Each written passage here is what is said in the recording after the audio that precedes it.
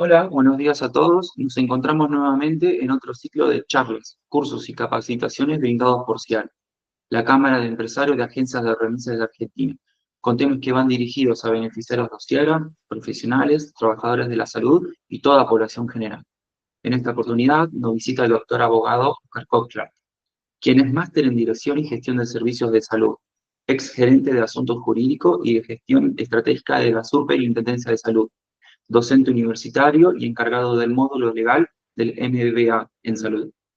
Desde ya agradecemos su participación y podrán realizarles preguntas al doctor en el transcurso de la charla, para que al final pueda responder todas las inquietudes. También les contamos que esta charla será subida a las redes sociales de CIAR y su página web, ciarraweb.org.ar. Muchas gracias. Hola, bueno, buenos días a todos. Primero, gracias a la Cámara por la invitación. La idea es contar un poquito qué pasó desde la asunción del nuevo gobierno, estamos hablando de diciembre 2023, y sobre todo qué pasó en materia de salud, ¿sí? Lo primero que tenemos que conocer es que hubo un DNU, el primero que dictó este nuevo gobierno, el DNU 70, que tiene un capítulo específico sobre salud, que es ese capítulo que ustedes ven ahí, el capítulo 11. Les recuerdo que el DNU es de diciembre del 2023 y está llamado Bases para la Reconstrucción de la Economía Argentina. Todo lo que ustedes ven ahí de normas fueron consecuencia de ese DNU. Hago una aclaración aquí antes de seguir que fíjense que es un ministerio que tiene, es un gobierno que tiene un ministerio de desregulación y en materia de salud es el que más ha regulado de los últimos 4 gobiernos que hemos tenido. Ahora bien, ¿hacia dónde ha ido la regulación? Bueno, fue hacia varios aspectos. Nosotros vamos a analizar específicamente el que tiene que ver con obras sociales y empresas de medicina prepaga, pero también esta normativa en materia de salud ha avanzado sobre otros aspectos, como puede ser la prescripción por genérico, la receta electrónica, que ha generado a su vez diferentes cambios en otras leyes, como por ejemplo la Ley de Ejercicio Profesional de la Medicina, de 132. Ha avanzado también sobre el tema coseguros, que si el tiempo nos da, es algo para también comentar. Pero básicamente todas las normas que ustedes ven ahí tienen que ver con específicamente el tema de salud. Aun cuando hay una ley, ahí mencionada la 27643, que se refiere al monotributo, y un decreto, el 955, porque son 2 normas que tienen directa vinculación con el sistema de salud. Y al final pusimos con un signo de interrogación la resolución 1 del 2025, que tiene una implicancia, les diría, muy importante desde el punto de vista práctico, pero está muy limitada o muy cuestionada desde el punto de vista de su valoración. Hay muchas obras sociales que han hecho amparo contra esta resolución.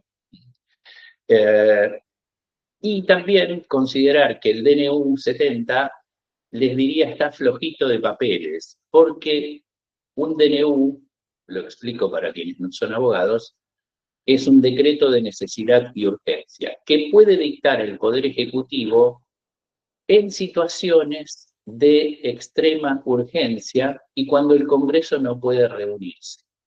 Este DNU, si bien está dictado en diciembre del 2023, cuando el Congreso estaba de receso, lo concreto es que hoy las normas de la Constitución exigen que ese decreto de necesidad de urgencia, que tiene algunos requisitos, como por ejemplo que tiene que estar firmado por todos los ministros, además del presidente, tiene que estar ratificado por ambas cámaras. Y hasta ahora digo que está flojito de papeles porque ya hay una cámara que lo rechazó. Esto no quiere decir que ese DNU no tenga vigencia. Sí la tiene y los efectos que produzca se van a mantener en el tiempo. Lo que no sabemos es qué pasa si la otra cámara rechaza este DNU y cae toda esta normativa. Repito, los efectos hasta ese momento son válidos, pero qué pasará después no lo podemos saber. Bueno, Pero les decía, en materia de medicina prepaga, tiene un capítulo referido a obras sociales y uno referido a medicina prepaga. Empiezo por el de medicina prepaga, que dice, elimina la obligatoriedad de autorización del Estado para el incremento de cuotas. Recuerden que hasta ese momento nosotros teníamos una normativa, la ley de medicina prepaga decía que los prepagos podían aumentar lo que el Estado les autorizara. Había a su vez una reglamentación que nosotros le habíamos puesto decreto Moreno, porque en la época que Guillermo Moreno era secretario de Comercio, decía además que esa autorización del Estado tenía que tener un dictamen vinculante de la Secretaría de Comercio. Hubo montones en el devenir de la ley que se dictó en el 2011 hasta el 2023, 2024, el decreto, el DNU 70 de diciembre del 2023, la realidad es que hubo diferentes mecanismos de aumento, pero siempre fueron colectivos y dispuestos por el Estado. Hubo algunos momentos hasta que incluso se permitió diferentes incrementos de cuotas teniendo en cuenta el ingreso de los beneficiarios. Bueno, hubo diferentes variantes, pero siempre fue el Estado el que definió. El DNU lo que dice es, se acabó esa autorización del Estado. Ahora pueden incrementar lo que quieran, ¿sí? Y yo diría lo que quieran, lo pongo en signo de pregunta porque después vamos a ver que no fue tan así. A su vez, elimina la obligación de la superintendencia de asignar beneficiarios frente a la baja de una empresa de medicina prepaga. Ojo, porque esto es algo que perjudica definitivamente a la gente. Digo perjudica porque hasta ese momento, frente a la baja de una empresa de medicina prepaga, la superintendencia estaba obligada a asignar a los beneficiarios en otra empresa de medicina prepaga. Este lo deroga. Y también deroga determinadas atribuciones que tenía el Estado, como por ejemplo fijar aranceles para prestadores, modelos de contrato entre usuarios y empresas de medicina prepaga, y entre esas empresas y los prestadores. Elimina también comisiones y consejos de participación estatal para la toma de decisiones, donde participaba tanto el Ministerio de Salud como el Ministerio de Economía, y dice, agrega un artículo que dice, la ley de medicina prepaga solo rige para los afiliados voluntarios, ¿sí?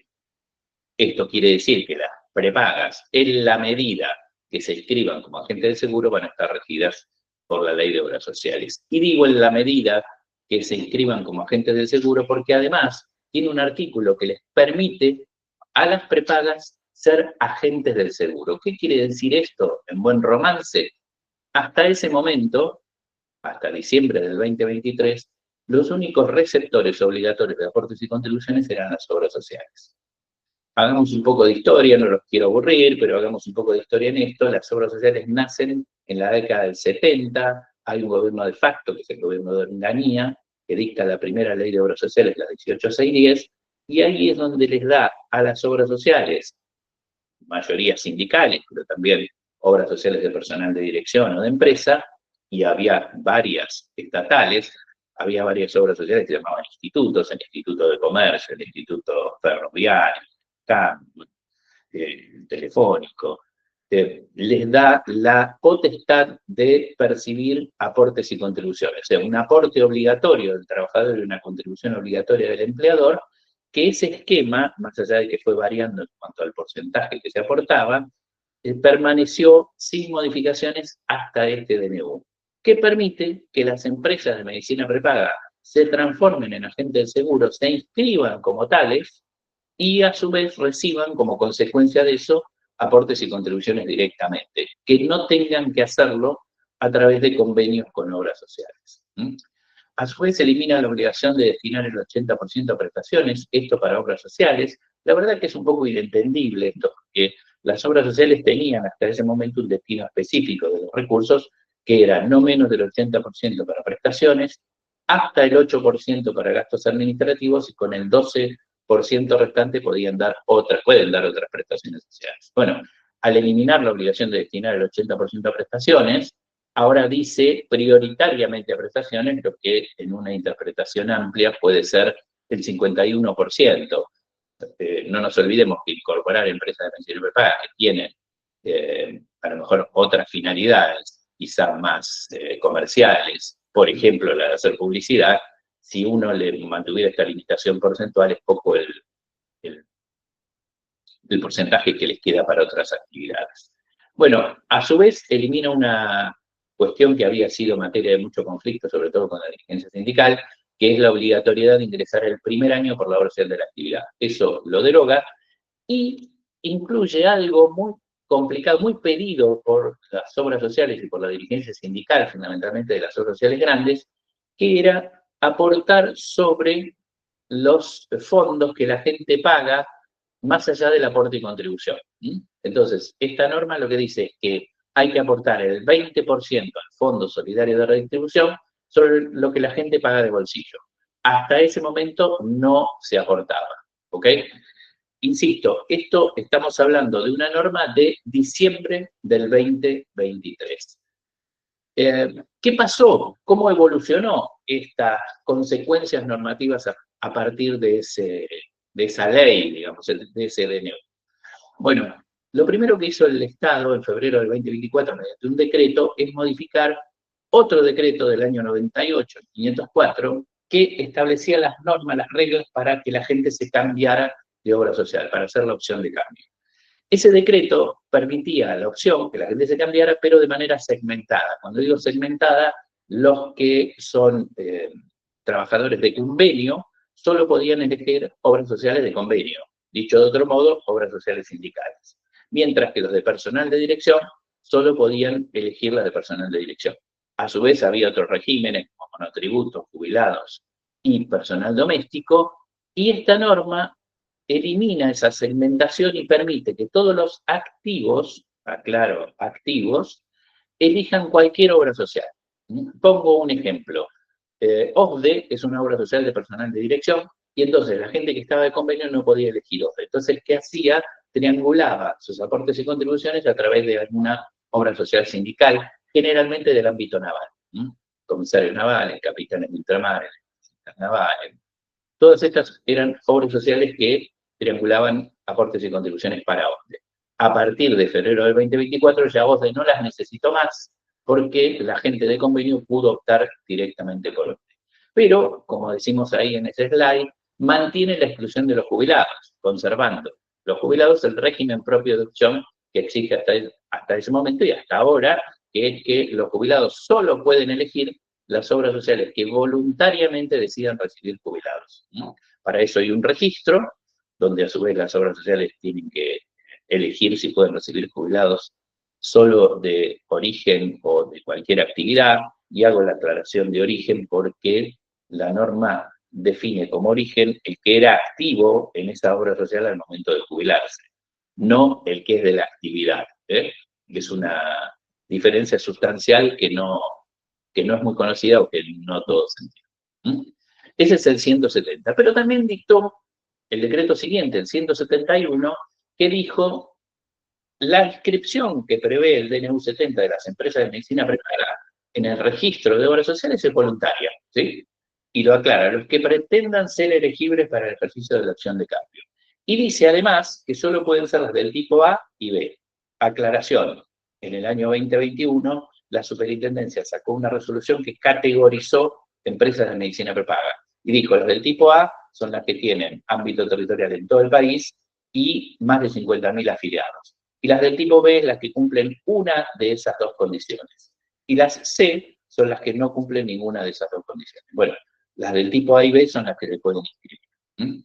Y cuestiones técnicas dicen que dice la norma, que las que decidan inscribirse mantienen su condición de inscripción jurídica, quiero decir, la que es una sociedad anónima sigue siendo una sociedad anónima, la que es mutual sigue siendo mutual. Esto después vamos a ver un poco más adelante que se presta a bastante confusión, sobre todo para la gente, y les dice que tienen que cubrir como mínimo el PMO más las prestaciones de la ley de discapacidad.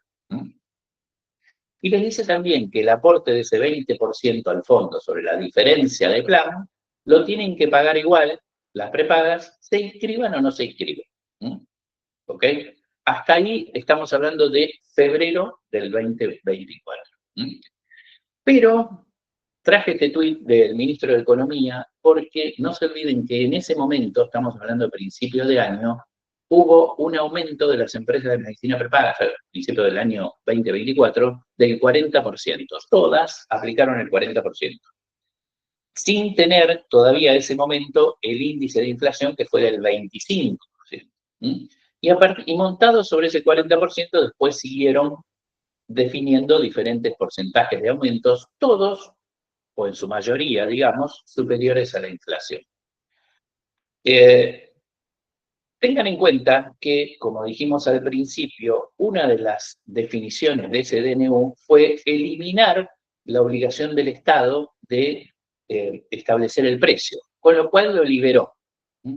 Al liberarlo, las empresas de medicina prepaga se tomaron esa libertad y aplicaron el índice que quisieron. Bueno, en abril del 2024, y a partir de este tuit del ministro, lo pongo porque pasó lo mismo con Cristina en el gobierno anterior, un tuit de Cristina respecto de los aumentos que motivó un DNU de Alberto Fernández. Bueno, entonces, ¿qué dice el ministro? Dice, las prepagas le están declarando la guerra a la clase media. En buen romance está diciendo que le están aumentando mucho más que la inflación. Nosotros desde el gobierno vamos a hacer todo lo que esté a nuestro alcance para defender a la clase media. ¿Y qué hizo el gobierno? Bueno, hizo tres cosas. Dos, mejor dicho, en realidad, porque la primera la hicieron los particulares. Primero se presentó la gente ante la justicia diciendo yo no puedo pagar este aumento. ¿Sí? Montados sobre la base de la costumbre del aumento del Estado, la gente se presentó y intentó y logró, en muchos casos con éxito, ponerle un límite a ese aumento. Para los activos, en general, los jueces les decían IPC, ¿sí? Que el aumento debía limitarse al IPC. Y para los jubilados, el incremento del haber jubilatorio. Esas acciones individuales. Pero les decía que el Estado hizo dos acciones diferentes. Primero, la Secretaría de Comercio accionó administrativamente contra 7 prepagos, los más importantes, y les dictó una cautelar que les limitó los aumentos al IPC, con un argumento que para mí es bastante cuestionable porque los acusó de cartelizarse, lo cual era cierto, pero los cartelizó a todos en el IPC. De modo que, digamos, yo diría libertad de precios, miremoslo con lupa. Y la superintendencia, además, lo que hizo fue promover, activar una acción judicial contra 35 prepagas para no solo que cesaran en la actitud abusiva frente a los usuarios, cosa que ya había resuelto la Secretaría de Comercio, limitando los aumentos para esas 7 prepagas, sino que además les pidió al juez que devolviera o reintegrara las sumas que habían sido indebidamente percibidas. ¿Okay? O sea, una acción administrativa en la Secretaría de Comercio y una acción judicial de la Superintendencia en los tribunales. Bueno, hubo un acuerdo, esto ya estamos en mayo, acuérdense que yo les dije arrancamos en en diciembre del 2023, las reglamentaciones en febrero, el tuit del ministro de Economía de abril, este acuerdo que se hace entre la Superintendencia y 35 obras sociales y prepagas es del mes de mayo. A mí me tocó estar en esa audiencia, yo representaba una obra social y nunca, tengo 40 años de abogado, nunca estuve en una audiencia tan larga. Empezó a las 10 de la mañana y terminó a las 2 de la mañana, 16 horas de audiencia.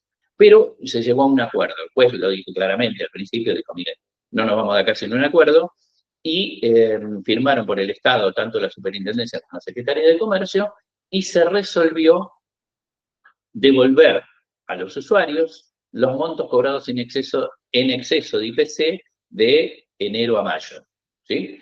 Esa devolución se debía hacer en 12 cuotas mensuales con tasa pasiva del Banco de la Nación Argentina, es decir, incrementado con tasa pasiva, y a partir del mes de julio del 2024 se daba libertad a los prepagos para que volvieran a aumentar lo que sus decisiones comerciales mantuvieran, ¿no? También la reincorporación a los que se dieron de baja, sin restricción ni penalización. Esto es algo más, les diría, para la tribuna, porque en realidad lo que dijeron los prepagos es, sí, está bien, yo no tengo ninguna penalización, pero que me pague lo que debe.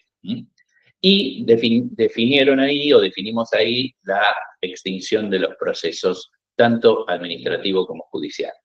Esto no pasó, sí el proceso judicial, pero el administrativo de la Secretaría de Comercio sigue adelante.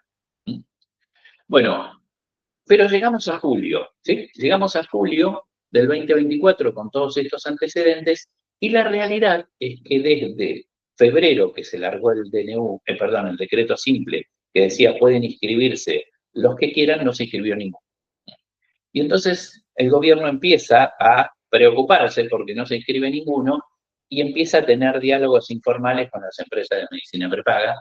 Y una de las cosas que hace este DNU, este es un DNU, otro DNU que modifica el DNU 70, ¿sí? Desde el punto de vista legal es una cosa bastante precaria, diría, poco prolija, porque ese DNU 70 todavía no está ratificado, como dije antes, con lo cual modificar un DNU con otro DNU es una cosa bastante complicada.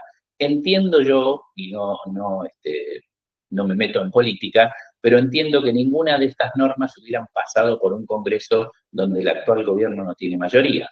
Bueno, pero de eso se trata la democracia, ¿no? Si vamos a legislar por DNU, ¿sí? Es un poco complicado. Aclaro, DNU quiere decir Decreto de Necesidad y Urgencia y tiene fuerza de ley, pero requiere la ratificación del Congreso. Y hay solo 3 aspectos sobre los que un presidente no puede avanzar con el DNU, que es el régimen electoral, régimen penal y régimen fiscal. Sobre esos 3 no puede hacer DNU. Sobre el resto lo puede hacer con estas características que hablábamos antes. Bueno, este DNU 600 modifica el 70 y equipara el porcentaje de aportes al Fondo Solidario sobre la nómina salarial. Hasta ese momento, las obras sociales sindicales destinaban el 15%, o quien hacía el aporte, tanto el empleador como el trabajador, el 15% iba para el fondo y para el personal de dirección y los prepagos, el 20% al Fondo Solidario. ¿Sí? Había una diferencia basada en lo que es un sistema solidario. El que más aporta, el que más gana, más aporta. Esto se corta y significa en los hechos un desfinanciamiento del Fondo Solidario. Pero además, yo les dije que había que pagar el 20% sobre la diferencia de plan. Bueno, este DNU lo deroga. Dice, derógase la exigencia de tributar el 20% al fondo sobre la diferencia de plano, que la gente paga de bolsillo. Y además hace unas diferencias, que ahora vamos a ver en detalle, para el tratamiento que tengan obras sociales o empresas de medicina prepaga para con los usuarios, ¿sí?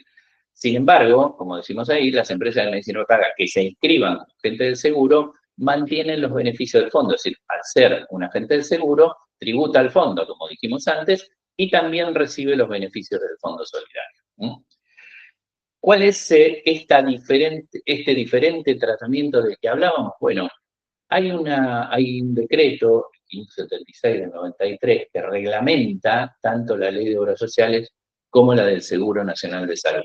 Hago una aclaración histórica en esto. Nosotros tenemos 2 leyes, la 23660 y la 23661. ¿Por qué tenemos 2 leyes? Bueno, porque en ese momento, estamos hablando ya los finales de la presidencia de Alfonsín, había mucha presencia de dirigentes sindicales, había 62 dirigentes sindicales que eran diputados nacionales, y Aldo Neri, que era el ministro de Salud de Alfonsín, quería sacar la ley del Seguro Nacional de Salud.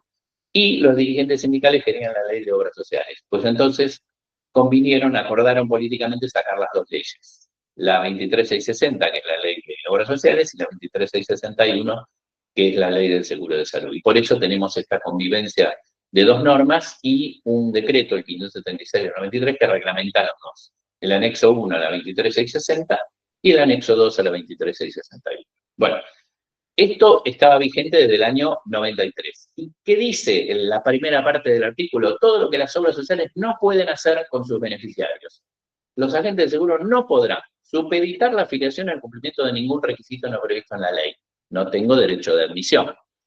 Segundo, efectuar discriminación alguna para acceder a la cobertura básica obligatoria. Discriminación que no puede ser por ningún tipo, ni económica ni personal. Tercero, realizar examen psicofísico equivalente, cualquiera sea su naturaleza, como requisito para la admisión. Es decir, no puedo imponerle un requisito que es ver cuál es su estado de salud. Cuarto, establecer periodos de carencia, salvo con relación al previsto en inciso C, eso es para los autónomos, para los monotributistas que tienen sí un periodo de carencia, un acceso progresivo a la cobertura, dice la ley. Y por último, inciso E, decidir unilateralmente sin causa la baja de edad. Esto era el texto del artículo como se dictó desde el año 93. Pero este DNU le agrega un párrafo final que dice: los supuestos previstos en los incisos A, B, C y D, es decir, supeditar la afiliación, efectuar discriminación, realizar examen psicofísico y establecer periodos de carencia, no son aplicables para los agentes de seguro comprendidos en el inciso I del artículo 1, o sea, las empresas de medicina prepaga, que ofrezcan su servicio en el sistema de salud, que se aplica, dice, dentro del marco de la ley de medicina prepaga. En virtud de ello, para los referidos agentes, se aplican los artículos 9, 10 y 12 de la última de las leyes, que dice que pueden cobrar cuota por preexistencia, que pueden dar de baja a una persona por falta de pago, que pueden dar de baja a una persona por falseamiento de la declaración jurada, porque ellos sí pueden realizar examen psicofísico equivalente y supeditar la afiliación al cumplimiento de un requisito que puede ser una declaración jurada. Tengamos en cuenta esta diferencia porque la gente en general no lo sabe. La obra social tiene la obligación de recibirlo, salvo el caso de los jubilados sin límite de edad y sin cuestionamiento para su salud, pero los prepagos tienen la facultad de hacer esas diferencias. Por eso, con un colega escribimos un artículo, escribimos siempre en la revista Médico, y el artículo se llama "No se puede jugar al fútbol con la regla del rugby". Pareciera que frente al mismo juego, dos tipos de personas jurídicas tienen reglas diferentes para jugar. Ahora, a partir de ahí siguen las normativas, pasamos de julio y ya llegamos a septiembre. Y acá, esta resolución de la superintendencia, pasamos por decretos, pasamos por DNUs, ahora bajamos un poco más en la normativa y vamos a las resoluciones de la superintendencia. ¿Y qué dice la superintendencia? Bueno, que en el incremento de las cuotas de la medicina prepaga o las obras sociales que tengan también afiliados voluntarios o que tengan planes superadores, pueden incluir una variable que hasta ahí no estaba normatizada, que es por jurisdicción y otras condiciones que pueden ser, por ejemplo, copagos. Pero les agrega también una cuestión que me parece que hoy, o hace un tiempito atrás, no sé si tiene tanto valor, que es que las comunicaciones de los aumentos tienen que ser emitidas después de salir el último IPC. Aclaración acá, las prepagas están obligadas a comunicar los aumentos con 30 días de antelación al que quieren aplicar. Con lo cual acá se suman 5 días más del último IPC. ¿Por qué?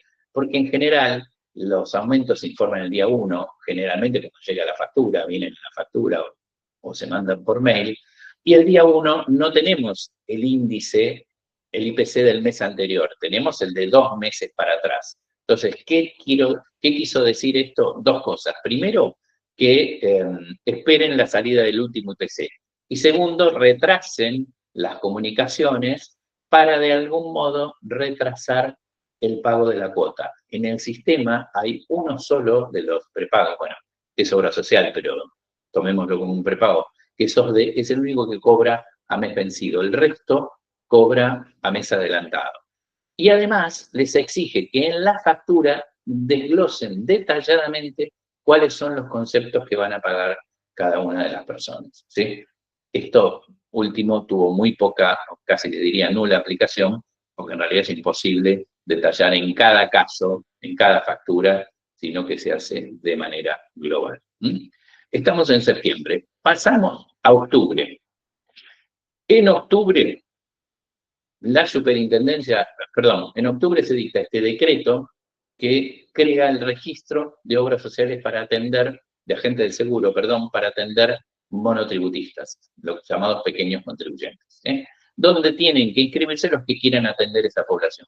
Con una aclaración, lo pueden hacer por categorías, es decir, yo puedo inscribirme como agente del seguro y decir, me inscribo para las categorías más altas. Y ahí yo pusimos el valor de la categoría más baja, que es de 16.716 pesos con 32 centavos, para las 3 primeras categorías es lo que aportan al sistema de salud. Estas 3 categorías es donde está el 70% de los monotributistas, y para que ustedes se den una idea de lo que representa esto, más allá de la exigua cantidad para atender un PMO, un trabajador en relación de dependencia que gana 1 millón de pesos por mes deja 90.000 pesos de aporte, ¿sí? Es el 9%. Un monotributista que gana 1.000.000 de pesos por mes deja 16.716,32. Entiendan ustedes por qué la diferente tratamiento prestacional que podemos tener con un monotributista basado en lo que representa su ingreso, ¿sí? Y además convengamos que es un gobierno que va, y lo dice públicamente, que va a fomentar el trabajo individual, ¿sí? El trabajo por cuenta propia, ¿sí? Aclaremos, bueno, después vamos a ver un cuadrito de monotributo, es importante tenerlo esto en cuenta por lo que representa para las personas. Acá, no sé si se ve, pero está el importe del ingreso bruto anual y lo que pagan los monotributistas por salud. Por eso les decía, el 70% está en las 3 primeras categorías. Aclaración no menor, un monotributista para una obra social potencialmente representa un servicio mayor que para el titular en relación de dependencia. ¿Por qué? Porque en la legislación argentina el monotributista no tiene RT. No existe legislación que permita que el trabajador por cuenta propia tenga cobertura de una RT. Con lo cual, para la obra social se incrementan las prestaciones porque la enfermedad profesional y el accidente de trabajo no puede ser excluido de la cobertura. Además, pensemos que el monotributista paga ese componente mínimo de jubilación, que le permitirá acceder a una jubilación mínima, y no tiene, obviamente no tiene vacaciones, no tiene aguinaldo, pero tampoco tiene los componentes de la seguridad social, son las asignaciones familiares y otro tipo de beneficios, seguro de desempleo. Quiero decir, lenta pero inexorablemente, por una política del gobierno, vamos a ir a un desfinanciamiento del sistema previsional que, sobre la base de lo que ya tenemos de defecto, que es alcanza los cotizantes en actividad para cubrir los jubilados, esto va a significar un desfinanciamiento mayor del sistema, ¿no? Bueno, y finalmente 2 resoluciones. Les dije originariamente que la inscripción para los prepagos en el registro era voluntaria por el decreto que reglamentaba el DNU, pero en octubre del 2024 la superintendencia dijo, ya no es más voluntaria, ahora es obligatorio. Todo aquel que ofrezca planes financiados total o parcialmente con fondos de la Seguridad Social deberá estar inscrito en el registro, ¿sí? Desde el punto de vista legal, insisto, todo flojito de papeles porque una norma de rango inferior, como es una resolución respecto a un decreto, modifica lo que dice un decreto. Pero una de las cosas que a mí me llama más la atención en todo este proceso que venimos transcurriendo desde diciembre del 2023 a hoy, es el poco cuestionamiento, o casi nulo les diría, que tienen las normas por parte de aquellas instituciones a las que las afectan. En mi caso, estoy hablando de las empresas de medicina prepaga, que decía, te inscribís si querés, y ahora las obligan a inscribirse. Y finalmente, esta resolución 1 del 2025, que dispone la derivación directa de aportes y contribuciones, esta es del 31 de enero del 2025, desde una obra social a una empresa de medicina prepaga, basándose en el concepto que es realmente lo que la gente quiso contratar a través del procedimiento de derivación de aportes. Donde dice directa, léase inmediata, porque fue lo que hizo la superintendencia.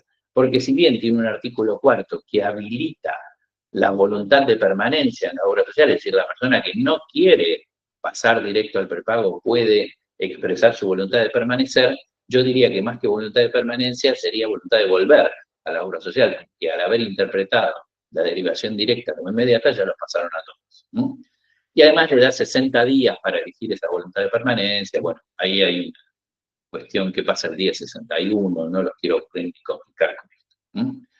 Pero bueno, mi objetivo final, y esto es una opinión personal, es toda esta cronología de normas, para mí tiene un sentido que no es el que el gobierno originariamente nos propuso.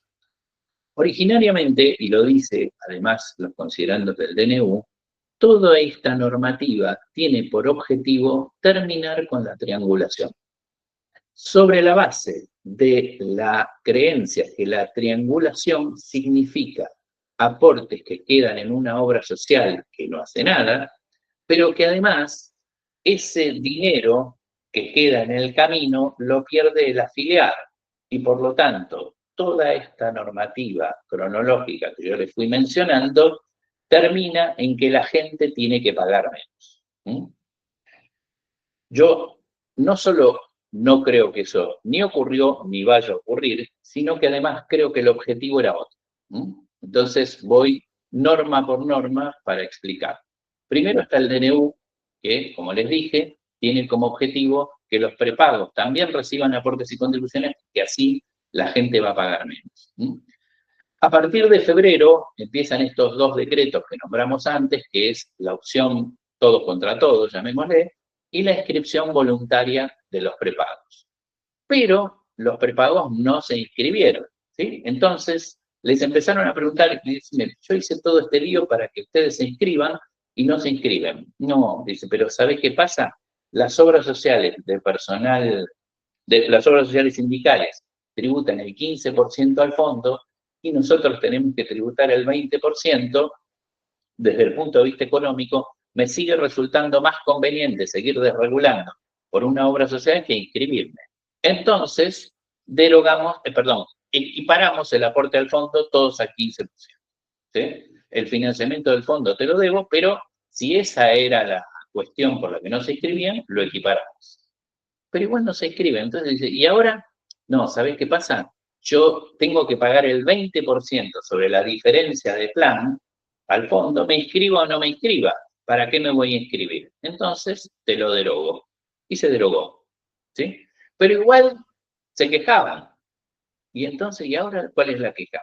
Tengo que dar el PMO. Yo no quiero dar el PMO. Yo no estoy acostumbrado a dar el PMO. No es mi negocio dar el PMO a una persona por el aporte y contribución. Entonces, ningún problema. Vamos a ese artículo que yo les leí antes sobre lo que no puede hacer una obra social y sí puede hacer una empresa de medicina prepaga. O sea, tiene un diferente tratamiento respecto del mismo beneficiario. ¿Sí? Pero hasta ahí tampoco se inscribieron. Entonces le diría, ¿ahora qué pasa? Y tengo que recibir monotributistas. Yo no quiero recibir monotributistas. Entonces saco el decreto 955 que digo, creo un registro de agente del seguro para atender monotributistas y se inscribe el que quiere. No estás inscrito, no tenés que recibir monotributistas. Aclaración acá, cuando hablamos de monotributistas, hablamos también en la interpretación de la superintendencia, pero la norma no lo dice, de monotributo social y personal doméstico. Pero así todos nos inscribían, ¿sí? Entonces, ¿qué pasó? Sale esta resolución que dice, ahora se inscriben obligatoriamente. Ah, ¿no se quieren inscribir? Bueno, ahora los obligo a inscribirse. Y pensemos que desde diciembre del 2023, que comienza la idea de que los prepagos se integren al sistema y cobren aportes, la gente siguió en sus obras sociales. No hubo ningún cambio, ¿sí?, respecto de eso. Inscritos obligatoriamente, no pasó nada. Entonces, ¿qué vino? Vino la resolución 1/2025 que hizo el pase compulsivo.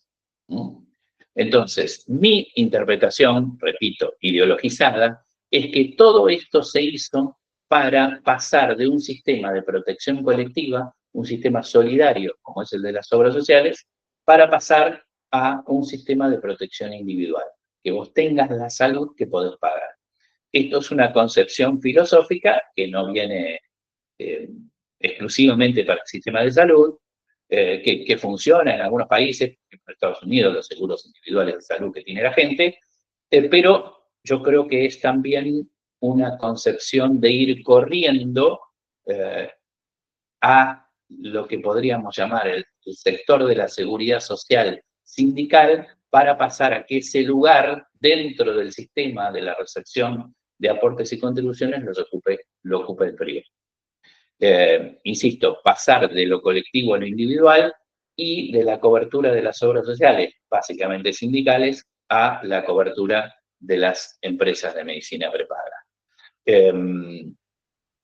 Entonces, yo haría, para finalizar, una breve encuesta. Los invito a que pensemos dos cosas. La primera, si ha habido desde diciembre del 2023 a hoy alguna medida en salud, estoy hablando del aspecto prestacional, que haya sido beneficiosa para la gente.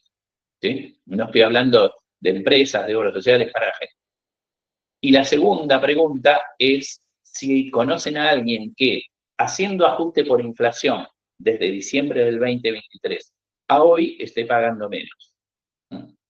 Digo haciendo ajuste por inflación para ser justos, porque todos sabemos que los salarios están en este nivel, o los incrementos de salario están por acá, la inflación está un poco más arriba y la inflación médica bastante más arriba del índice de inflación general.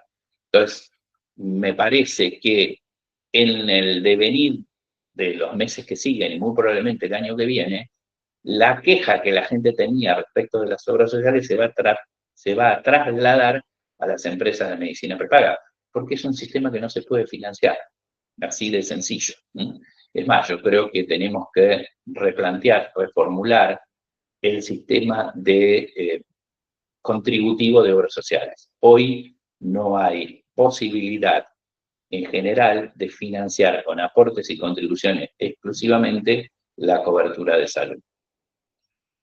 Bien, hay bastantes cosas más para seguir, pero me parece que con esto no los quiero aburrir ni complicarlos. Hay otras cosas para hablar de la receta electrónica, del tema de los coseguros, pero me parece que eso, si hay tiempo, lo podemos seguir. Ok, miren, ese DNU tiene otros capítulos vinculados no tanto a obras sociales y empresas de medicina prepaga, pero sí de salud, como por ejemplo la utilización de medicamentos por su nombre genérico, que en realidad no es que tienen que vender genéricos, es que la prescripción tiene que ser por genérico, ¿sí? Pero veamos ahora qué es lo que dice el DNU y cómo se reglamentó, ¿sí? Así como lo vimos hasta ahora en materia de obras sociales y prepagos, que la reglamentación viene diciendo algunas cosas diferentes de la ley, del DNU, aquí pasa lo mismo. El artículo 307 modifica la ley de prescripción y solo dice que no se puede hacer más receta en papel, solo electrónico digital. Hasta julio del 2024, que es la digitalización total, aclaración, hasta hoy no la hemos logrado y hay razones legales para que eso no ocurra. Y se permite que los medicamentos de venta libre se vendan en otros lugares que no sea la farmacia y permite también a las droguerías constituirse como farmacia de venta al público. Esto es lo que dice el DNU. Ahora, como les dije antes, vayamos a ver la reglamentación. El decreto dice que el farmacéutico puede sustituir si la receta sugiere marca. Vuelvo a la anterior. Dice, se elimina la obligación de incluir la marca, pues la reglamentación dice que puede incluir la marca. Lo segundo que dice, todos los medicamentos de venta libre se pueden vender en cualquier lado. Bueno, sí, pero solo analgésicos y antiácidos, dice la reglamentación, fuera de la farmacia, ¿no? Y con determinados requisitos para el establecimiento. Quien quiere vender medicamentos tiene que tener un espacio específico para la venta de medicamentos, mantener una temperatura adecuada, tiene que tener un acceso determinado al público, o sea, en buen romance, el chino no puede vender medicamentos de venta libre. Tercero, incluye un anexo con un modelo de receta electrónica, esto está muy bien, aclaración, la única diferencia entre receta electrónica y receta digital es la firma del médico. El que tiene firma electrónica emite receta electrónica, el que tiene firma digital emite receta digital, pero en esencia son dos elementos informáticos iguales que para la prescripción. Y les decía también que las droguerías, vuelvo al anterior, permite a las droguerías constituirse como farmacias de venta al público. El decreto reglamentario dice sí, pero solo para oncológicos y tratamientos especiales, que algún día te voy a decir cuáles son. ¿Sí? El decreto es de enero del 2024 y hasta ahora no ha aparecido un listado para eso. Opinión personal de por qué hay un DNU con tanta amplitud y por qué hay un decreto reglamentario con tantas restricciones, para mí tiene un solo elemento de cambio y es la industria. Cuando digo la industria, me refiero a los laboratorios. Bueno, Hay otro artículo que reglamenta la receta electrónica. En esto es importante considerar que nosotros vivimos en un país federal. ¿Y qué quiere decir esto? Bueno, quiere decir que, y hay un artículo específico en la Constitución que dice que las provincias conservan todas las competencias no delegadas a la nación. Y la salud no es competencia delegada. Ustedes habrán visto que en la pandemia algunos vacunaban en determinado lugar, otros lo hacían en otro lugar, otros decían que cerraban los colegios, la educación tampoco es materia federal. Quiero decir, cuando el Estado nacional impone una reglamentación, en el caso la receta electrónica, para que se aplique en las provincias, cada provincia tiene que adherir por legislación local, ¿sí? Entonces, para que se den una idea, ni la provincia de Buenos Aires, ni la ciudad de Buenos Aires adhirió a la receta electrónica. Entonces vamos a convivir mucho tiempo entre la receta electrónica y la receta papel. Pero sí lo que hizo el Estado, y esto puede ser algo en pos de generar un registro de matrículas, creó esta licencia sanitaria federal que incluye a todas las matrículas de profesionales de la salud que se registren en esa red federal. Así como les decía antes, yo pongo mi ejemplo, yo soy abogado, estoy matriculado en la ciudad de Buenos Aires, bueno, en el ámbito nacional, pero si quisiera ejercer en la provincia de Salta, tengo que ir a matricularme a Salta, salvo en el fuero federal. Lo mismo ocurre con la medicina. Cada profesional, como los registros son locales, tiene que ir a registrarse en cada jurisdicción. Y lo que ha pretendido el gobierno con este decreto es juntar en un solo ámbito todas las licencias que se puedan haber dado. Tiene una herramienta que es que todo aquel profesional que quiera trabajar con obras sociales tiene que inscribirse en el registro de prestadores. Como el registro de prestadores es nacional, dentro de los requisitos que exige el registro para inscribirse es haberse inscrito en esa red federal de registro de profesionales de la salud. Así que, de algún modo, en algún momento lo va a lograr. Bueno, hay un registro de recetarios electrónicos también para tratar de lograr alguna homogeneización entre todos los tipos de recetarios que hay. Imagínense que una farmacia que trabaja con 100 instituciones puede tener 100 recetas digitales diferentes, debe tener algún sistema que le permita hacer interoperabilidad entre todos, porque si no, tiene que ingresar 100 sistemas diferentes.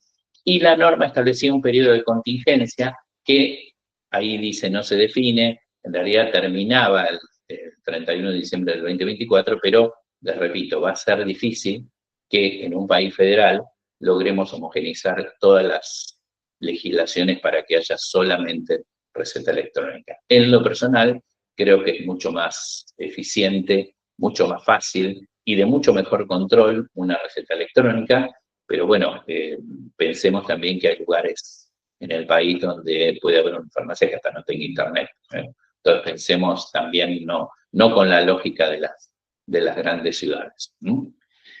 Bueno, así como hay una red federal, hay también una credencial digital, profesionales de la salud, ¿sí? Y esto, insisto, persigue el registro federal de matrículas de todo el país. Esto creo que es algo que ya venía de gestiones anteriores, pero en un país federal parece necesario tener idea, sobre todo por, les diría, protección a la gente de aquellos profesionales que por alguna razón se les quite la matrícula en una jurisdicción.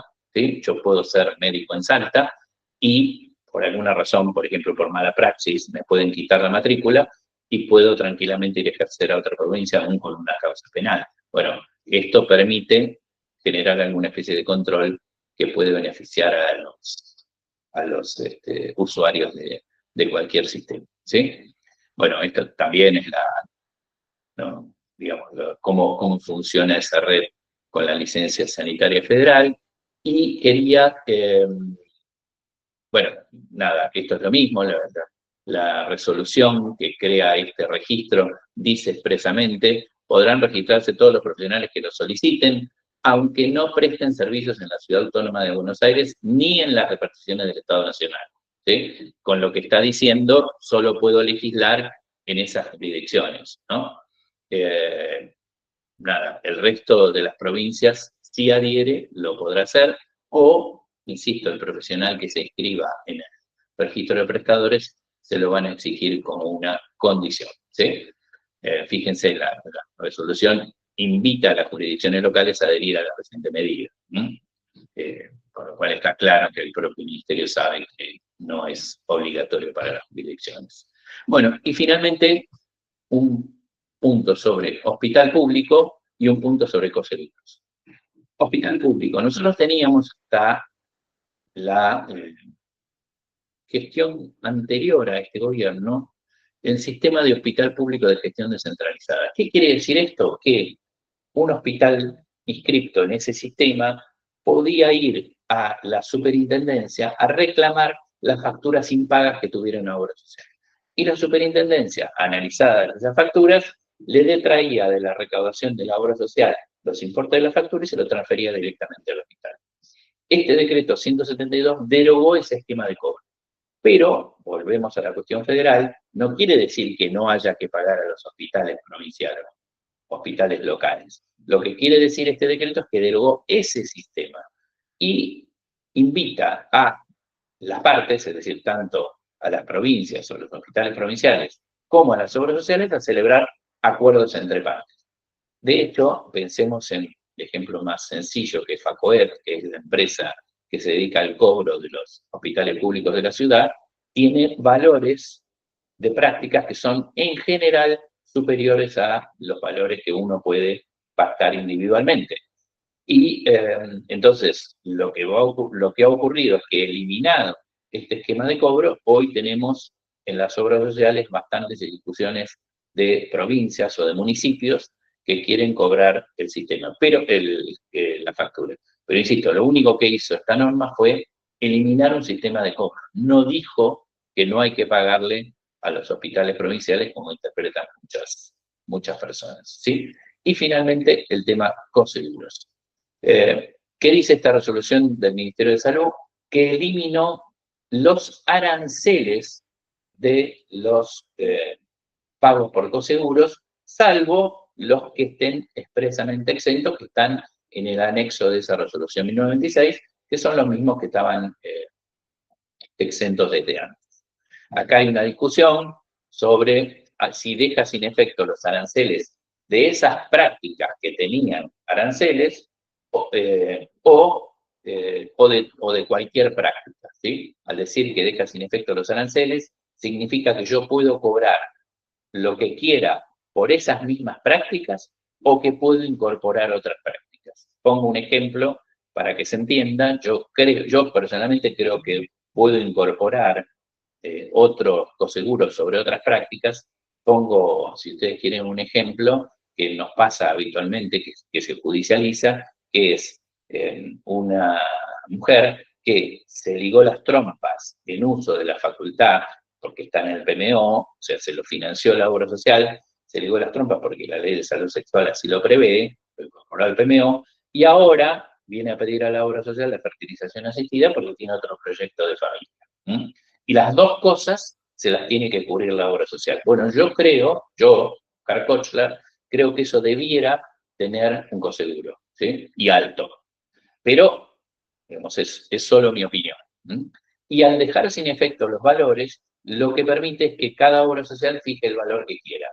Lo único que les exige es una información de modo fehaciente y que esa información se transmita a los usuarios con no menos de 30 días de antelación al momento en que se van a aplicar. Bueno, no sé si hay alguna pregunta, yo con esto... Bueno, entonces dejamos un ratito para que quien quiera pueda hacer consultas. Y bueno, desde ya te vamos agradeciendo. Muchas gracias, Oscar. Espero no haber sido complicado en el idioma, sobre todo haber sido un poco, aunque sea un poco didáctico